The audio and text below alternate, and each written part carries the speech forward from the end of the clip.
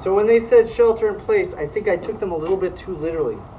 I was here at my ranch in Tucson, Arizona. All we had was a short bus, so I built this structure, this tiny home. I'm gonna put the window here and some walls up today. You know, just remember, you can build anything. You can do anything. Hey guys, and don't forget to subscribe.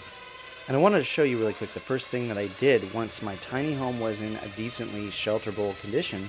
I conducted a Tesla coil levitation test. This is the first test I did. You know, COVID was pretty devastating for me. I lost my entire summer tour, and me and my fiance had to postpone our wedding. That's her spinning on the lyre right there. The property is kind of like a circus camp, actually.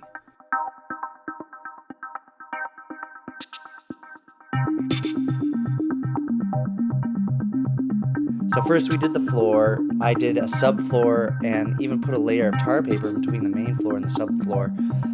Next we built our frames, and we had to make a lot of exact measurements because we needed to fit the windows and doors in the frames, and you need to space your 2x4s where every 2 to 3 boards are in increments of 4 feet so that the edges of your 4x8 boards will line up perfectly with your 2x4s. The exciting part is when you lift the frames up.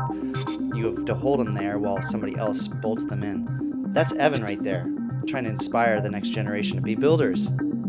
We put the exterior walls on this frame first because, well, it was right up against the wall and it would be very difficult to screw those boards in after we lifted it.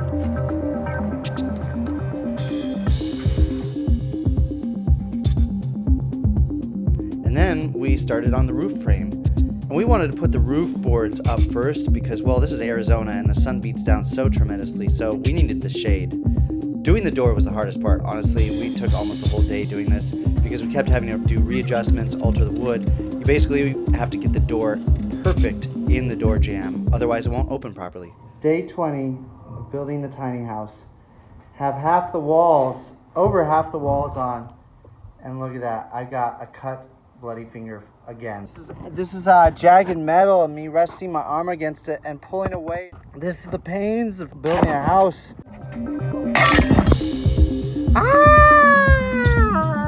Next up, we started with the windows. They're a little easier. That's Paul right there, the operations director of the Fan Pyrotechnic Circus. He also lives on the property.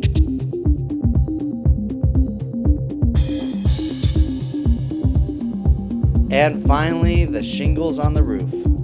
Gosh, roofing is the hardest because you're on this hot black roof in the sun.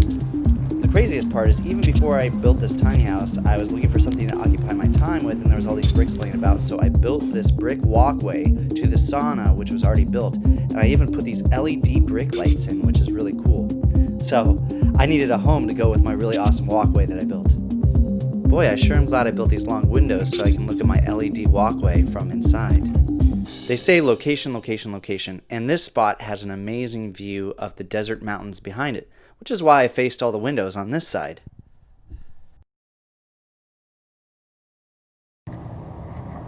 I built you a home.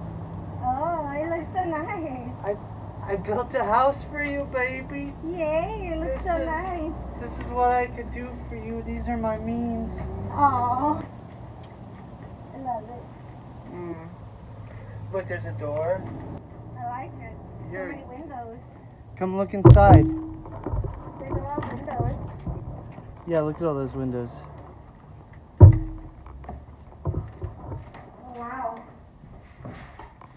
What do you think? I like it. It's so cool. I like how you put the windows in. I can't believe it, and I saw it with my eyes. I can't believe it!